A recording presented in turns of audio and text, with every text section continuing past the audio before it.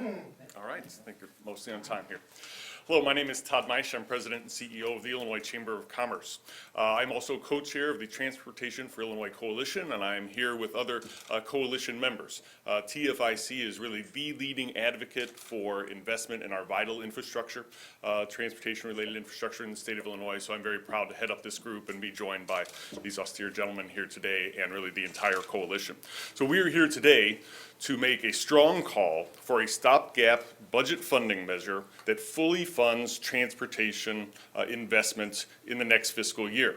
As we all know, that the budget impasse has really put all sorts of funding at risk, but transportation is unique in that we are very, very time sensitive, even more so, I would say, than education, which has gotten an awful lot of attention.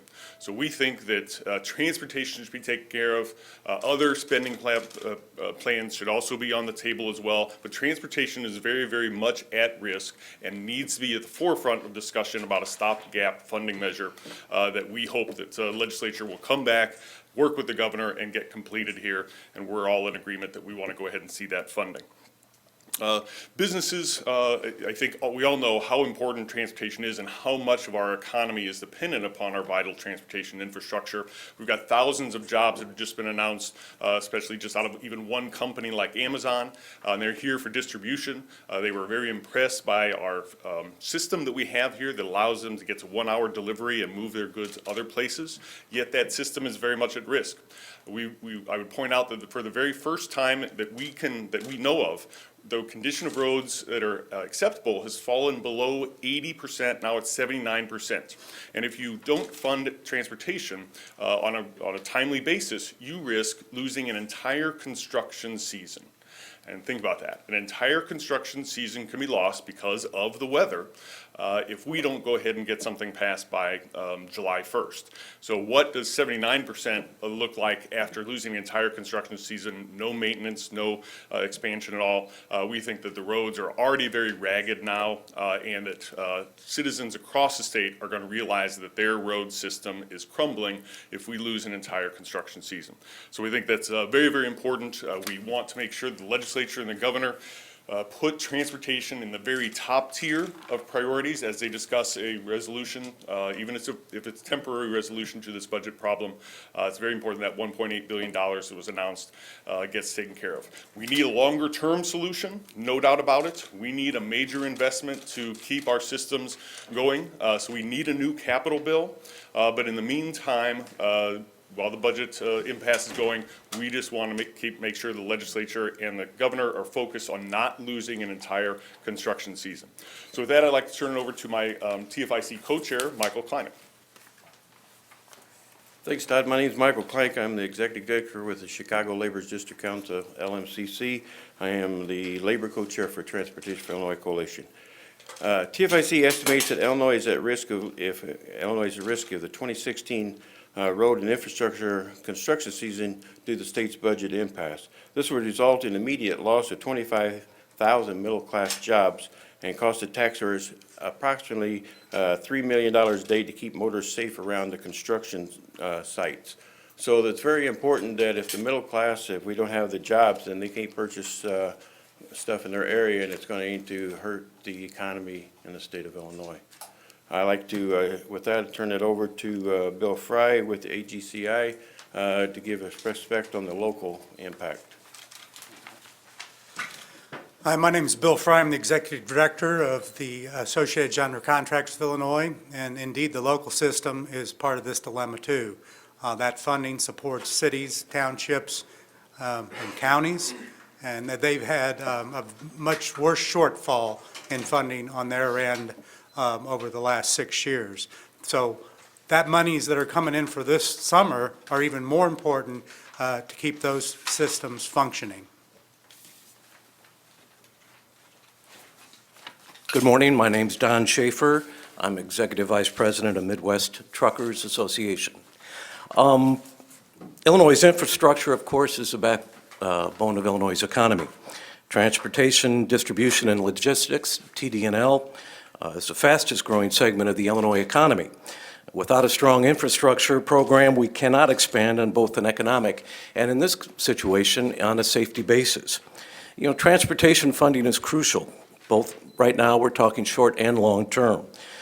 We're hoping that the leaders of the General Assembly and the executive leadership face a reality that we need the short-term funding. It's crucial right now, and even long-term, because we need to grow. We cannot fall behind.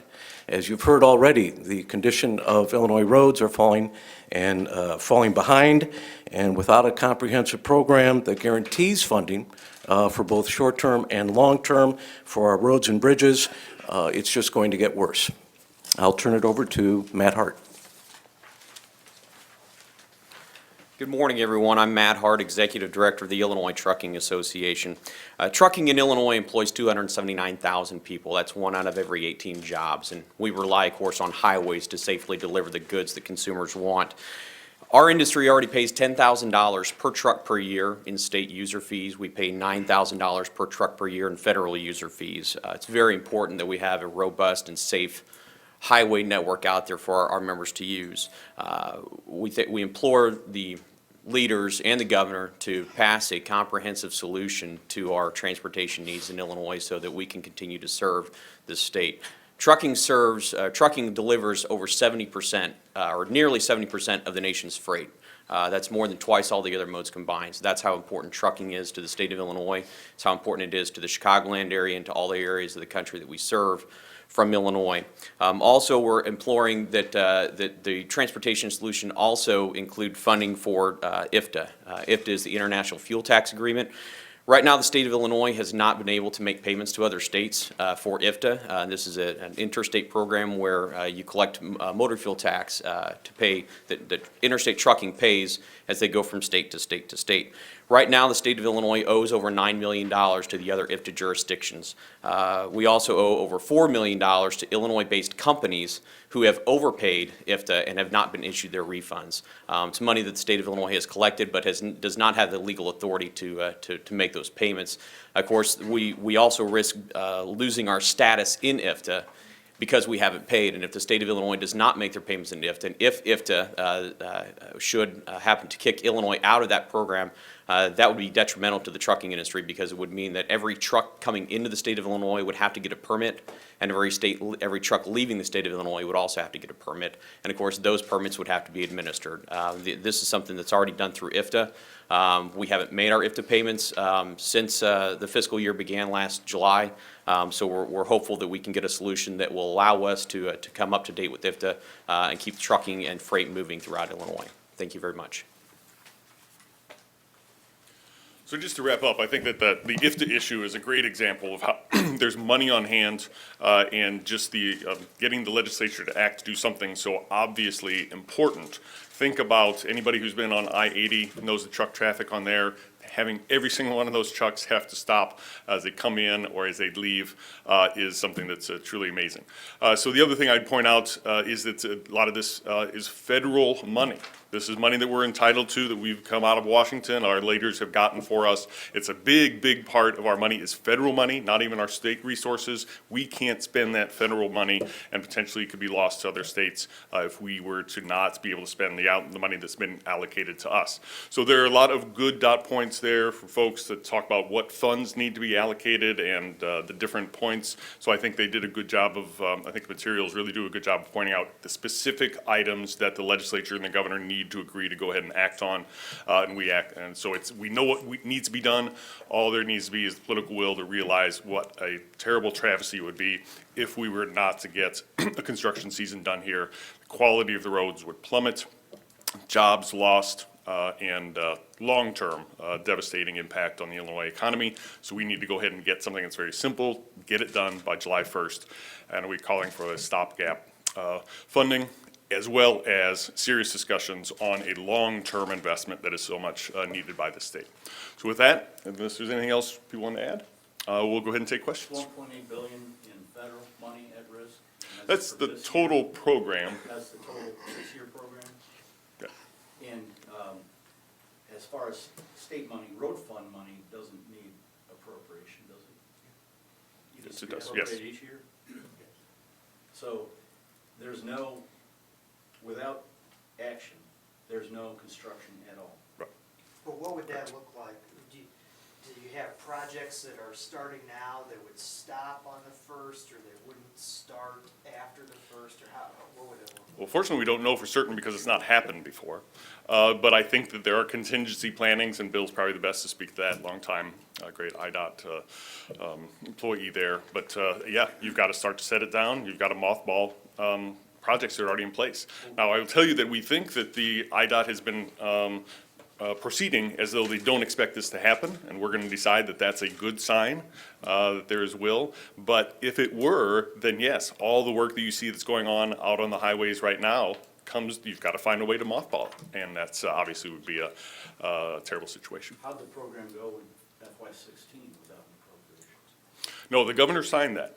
So there are two parts of the budget that the Democrats passed that the governor did sign. Initially, he signed education, which everybody knows about and talks about, but a little bit later, I think there was a little bit of a delay, he decided that, hey, not signing the transportation piece would be terrible. We wouldn't have had construction going on over the last 12 months. So he did sign it last time. I think given the opportunity, he would sign it again, but because education isn't yet resolved, I'm speaking only from the chamber here, I think politically, a stopgap that includes education, transportation, and some of these operational things is what needs to happen if we can't get to a comprehensive deal here over the short term. What happened to no budget without reforms? Why can't you just be along with the social services and universities that aren't getting funded?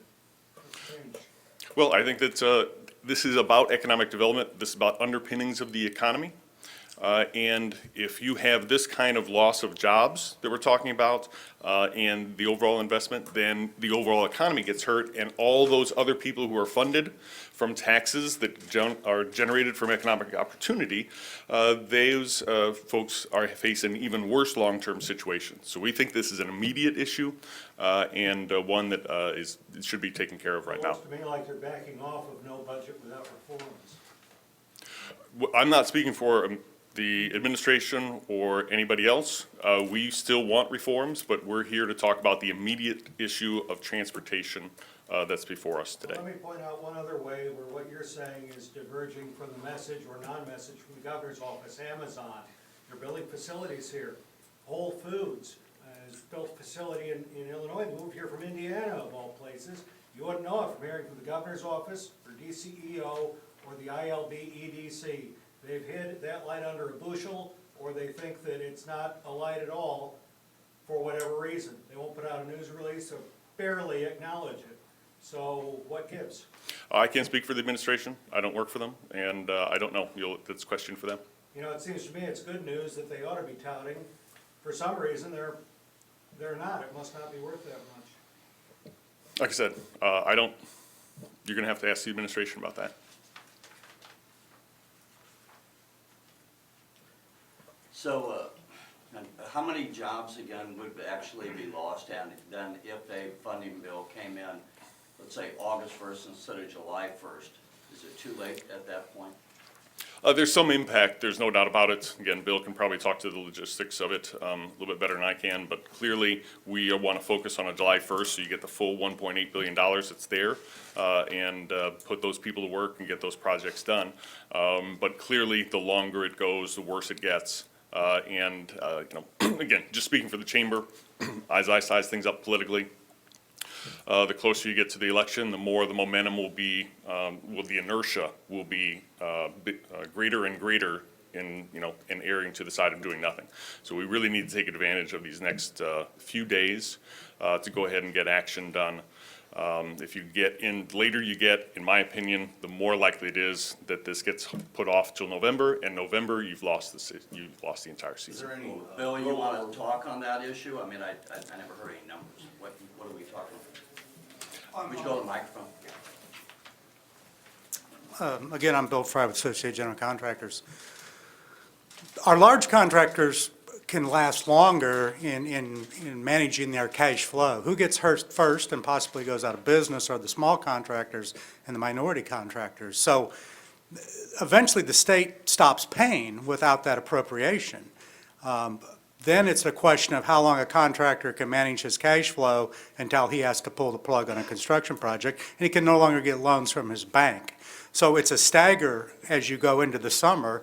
You start losing some early, And then as the bigger jobs shut down from lack of payment, you're going to lose those a little later. But at the end of the day, it's up to the Illinois Department of Transportation on where that plug is pulled.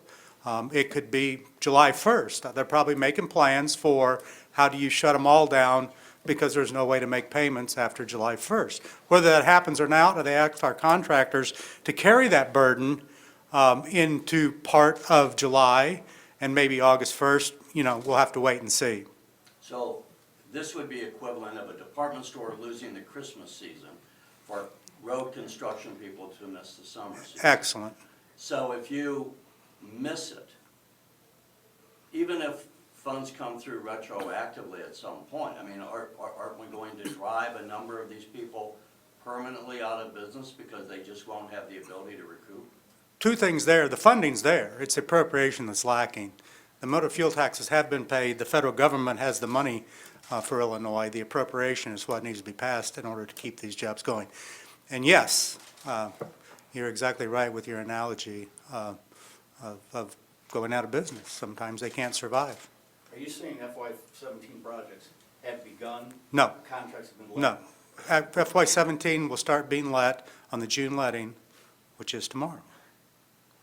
And contractors will go ahead and They bid on cannot projects? execute a June, or a fiscal 17 contract till there's an appropriation.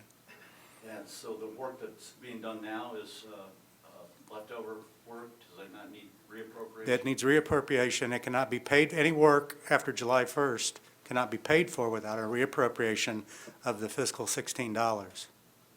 So some of them are working for free right now? Not yet. They will be July 1st. But there's construction going on now. What's that? Absolutely. What is that? That's all of the 16. Yeah, there's close to $2 billion in leftover projects from 15. They're still cleaning up some 15 work. You drive anywhere, you're going to see construction projects. They're in full swing. You got 12 hours, 13, 14 hours of daylight. This is the time to get work done in an efficient manner and make it more reasonable for our taxpayers. But, yeah, we're just, 20 days away. How much does the state need to appropriate to get the federal money? The full appropriation is 1.8 billion. That was the full. Yeah, that's for the full program, yeah. That's for the state? That's for, well, federal's funding probably about 80% of that. Okay. Or probably more now because the MFT, motor fuel tax revenues have decreased so much. Well, I'm sorry, 1.8 billion is the whole program for FY17? That's correct. And 80% of that is? At least 80%, probably more, probably closer to 90, because of the declining revenues from our motor fuel tax.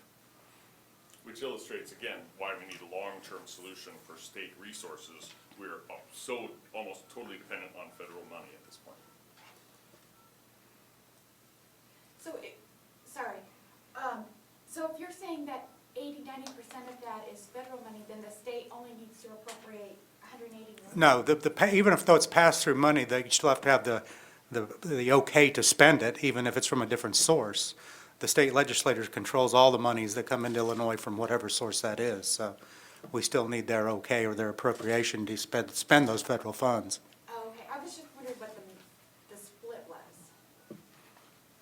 was. On federal, typically, over the life of the Illinois Department of Transportation, we always call it 80-20. Okay. I mean, but again, as we've fallen into dire straits on the transportation system here in Illinois, it's creeping up to 90-10. Anything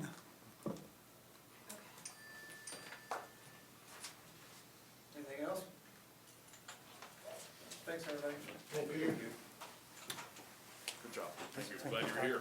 So Good. it's not a match, Medicaid is a match. You got it done? The state puts up some. Thank you, guys. Good job. It's a Appreciate it. Right. This is the whole program, it's 80%, 80 to 85% of that is federal money. The state can't spend it unless this, it has legislation or approval to actually pass it through. That's the issue.